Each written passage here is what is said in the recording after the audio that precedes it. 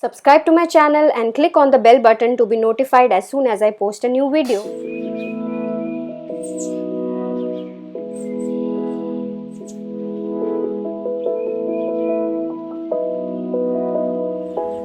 Hi guys, Ishpreet here. Welcome back to Sleek and Natty. Last week I had shown you an idea to reuse your old saris and make a stylish kaftan kurti from these. You can click on this link to watch that video, and in this video I'm going to show you another way to use your old saris by making plazos from these. As we all know, plazos have been in fashion for a long time now, and at the same time these are very comfortable to wear. So won't it be great if you can convert your old saris into plazos, and that also very easily in a matter of few minutes. At the end of this video I've also shown you 3 different ways in which I've styled this plazo, so watch the video till the end for that. So let's start. So this is the old sari which I'll be using to make plazo today, and like last time, this one also is my mom-in-law's sari. I know it's a beautiful one, but the problem is that it has got torn from certain places. Okay, so now let's open up the sari. So this is the pallu or the pallu border of the sari, which usually has a design different from the rest of the sari. But we want the same design throughout the plazo, so we won't be using this part. Instead, we'll be using fabric from the rest of the sari. And the edge of the sari which has fall attached to it, this we will keep on the bottom side. Okay, so the first step is to take a measuring tape, put it on one end of the sari and start measuring and mark a point at 2 meters or 200 centimeters. We will cut the sari vertically along this point because the length of the fabric that we need to make plazo should be 2 meters. Next step is to fold this sari piece that we have cut into half like this, such that the wrong side of the sari is facing upwards. Now please note that this is the folded edge of the sari while this is the open edge. So now you have to fold the sari one more time from the folded edge towards the open edge like this. Now I'm just rotating this horizontally so that the further steps are visible better to you.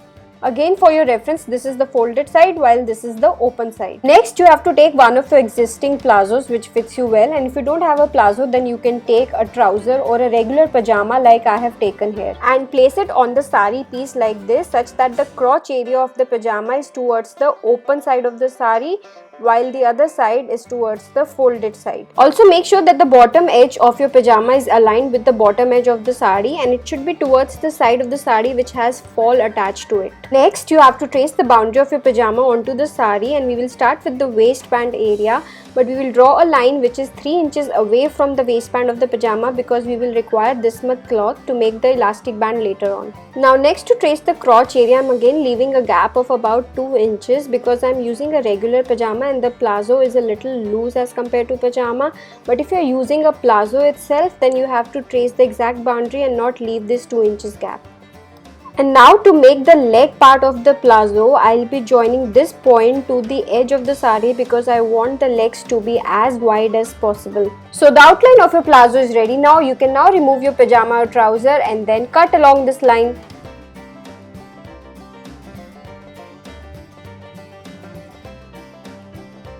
So we have now got 2 identical pieces of fabric, as you can see here. We'll open this up and then stitch along the crotch area to join the 2 layers together.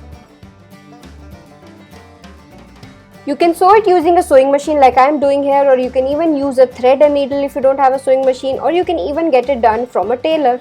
So now you can see that I have stitched from the top till the bottom of the crotch area on both the sides.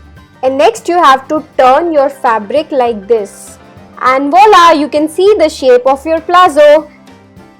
The next step is to stitch on the inside of the legs. For this, place both the upper and the lower layer of the leg exactly on top of each other. Do this for the other leg as well.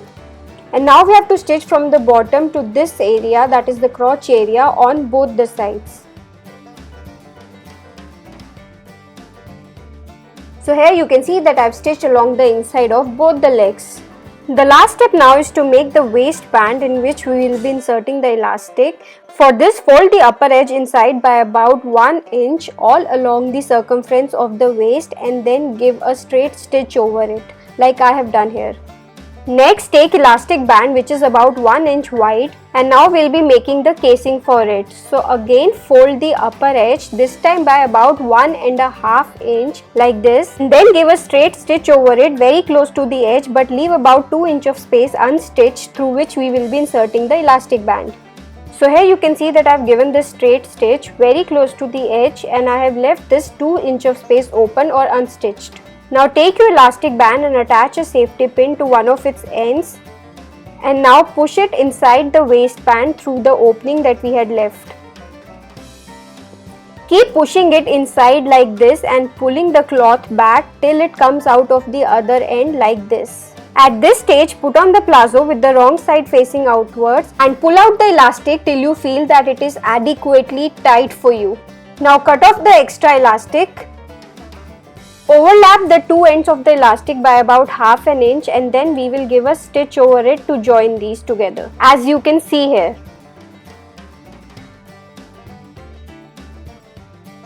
Finally, it's time to close the opening that we had created for inserting the elastic band. So just give a straight stitch over it and your palazzo is ready. We don't have to hem the lower border of the palazzo because we have used the lower border of the sari which was already hemmed, and you just have to turn your palazzo right side out and it is ready to be worn. So I have styled my palazzo in 3 ways. In the first look, I have paired it up with a plain black t-shirt and a scarf around the neck to give it a more elegant look. In the second look, I have paired it up with a traditional long black kurta so that only a little bit of palazzo is visible below. And the third one is a more casual look in which I have paired it up with a white t-shirt and a short denim jacket. So I hope that you like this video. Do subscribe to my channel for more such videos and connect with me on my Instagram, Twitter and Facebook accounts. Thank you so much for watching. See you guys next time. Bye.